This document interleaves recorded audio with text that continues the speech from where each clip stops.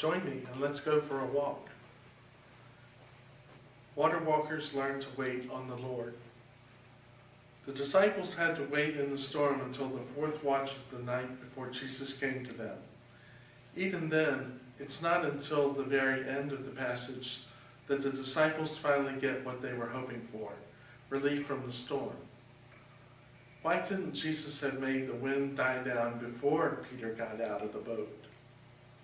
Maybe because they, like us, needed to learn something about waiting. We have to learn to wait on the Lord to receive power to walk on the water. We have to wait for the Lord to make the storm disappear. In some ways, waiting on the Lord is that hardest part of trusting. It is not the same as waiting around. It is putting yourself with utter vulnerability in His hands. All my life, I have loved to talk. When I first began to preach and teach, I found it a deeply moving experience.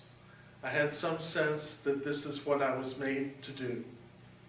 It was part of my calling. One Sunday early on, I was about 10 minutes into the message when I started getting very warm and dizzy.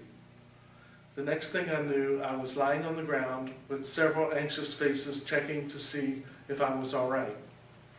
I had fainted in the middle of a sermon.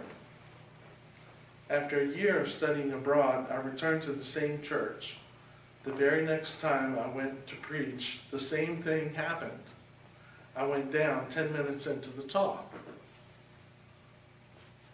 I did not understand why this was going on. I had some sense that preaching was what I was called to do, what I loved to do, but I did not know whether I could do it. I did know, however, that a person can't preach if it means fainting on a regular basis. It makes others nervous. But somehow I knew that I didn't get up and speak that next weekend it wasn't going to get any easier. So I got up and preached. Not a great sermon by any stretch of the imagination, although the congregation was alarmingly attentive. It was nothing dramatic. It is done every Sunday by thousands of men and women around the world. But I made it to the end, which was a personal triumph. I began to learn something about what it means to wait on the Lord. And each time I preach, it is at least in part an exercise in waiting on the Lord. But if I don't preach, I will never again know the exhilaration of doing what I believe God has called me to do. I will not be faithful to what I understand to be my calling, so I am learning to wait.